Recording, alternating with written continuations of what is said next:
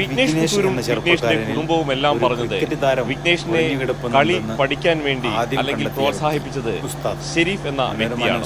ആ ഷെരീഫിനെ തിരഞ്ഞാണ് നമ്മൾ കോട്ടയ്ക്കൽ കുളിപ്പറയിലെത്തിയത്. അദ്ദേഹം ഷെരീഫ് മുസ്ലിയാരാണ്. ഇവിടുത്തെ പള്ളിയിൽ അദ്ദേഹം ഉസ്താദാണ്. നമസ്കാരം. എങ്ങനെയായിരുന്നു താങ്കൾ വിഘ്നേഷിനെ മുന്നോട്ട് കൊണ്ടുവന്നതും ഒപ്പം അഭ്യസിപ്പിച്ചതുമൊക്കെ? കാരണം ഏറ്റവും കൂടുതൽ പ്രചോദനമായത്, പ്രോത്സാഹനമായത് താങ്കളുടെ ഒരു ഇടപെടലാണെന്ന് നേരത്തെ വിഘ്നേഷും കുടുംബവും ഒക്കെ പറഞ്ഞു.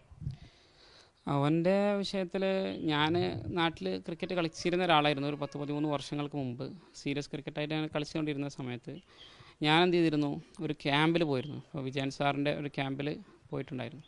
അപ്പോൾ അവിടുന്ന് ഞാൻ കളി സീരിയസ് ആയിട്ട് പഠിച്ചിരുന്ന ഒരു സമയത്ത്, അതായത് കൃത്യമായ ശൈലികളും കറ്റുമൊക്കെ പഠിച്ചിരുന്ന ഒരു സമയത്ത് ഞാൻ നാട്ടിലും ഇതുപോലെ ചെക്കന്മാരുടെ കൂടെ, കൂട്ടുകാരുടെ കൂടെയൊക്കെ ഇങ്ങനെ കളിക്കുമായിരുന്നു. അപ്പോൾ ഇവനവിടെ വരുന്ന ഒരു കുട്ടിയായിരുന്നു.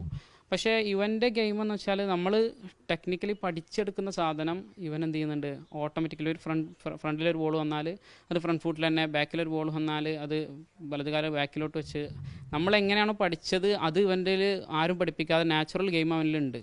അപ്പോൾ ഞാൻ ഇവനായിട്ട് പരിചയപ്പെട്ടു, അടുത്തു. അവനെ കണ്ണൻ എന്നാണ് വിളിക്കാറ്. അപ്പോൾ അങ്ങനെ ഞങ്ങൾ പിന്നെ ഒരുമിച്ചായി.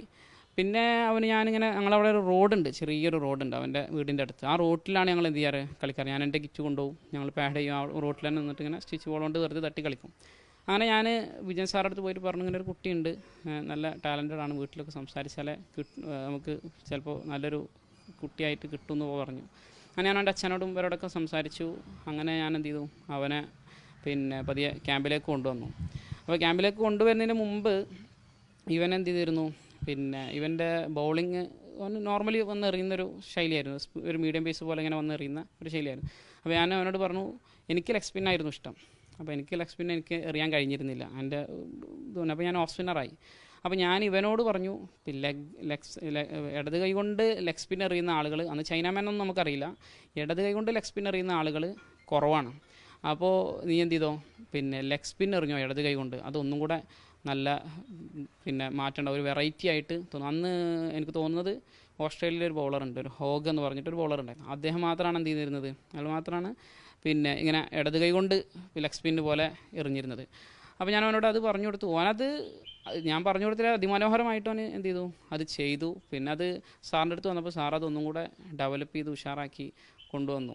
അതാണ് ഞാൻ ഇടപെട്ട മേഖല എന്ന് പറയുന്നത്. അല്ലാതെ ഞാൻ അവനെ കോച്ച് ചെയ്ത് ഏറ്റവും കൂടുതൽ ഇപ്പോൾ വിഘ്നേഷിനെ വ്യത്യസ്തനാക്കുന്നതും ശ്രദ്ധേയനാക്കിയതൊക്കെ ഈ ചൈനാമൻ ഈ ബോളിംഗ് ആണ്.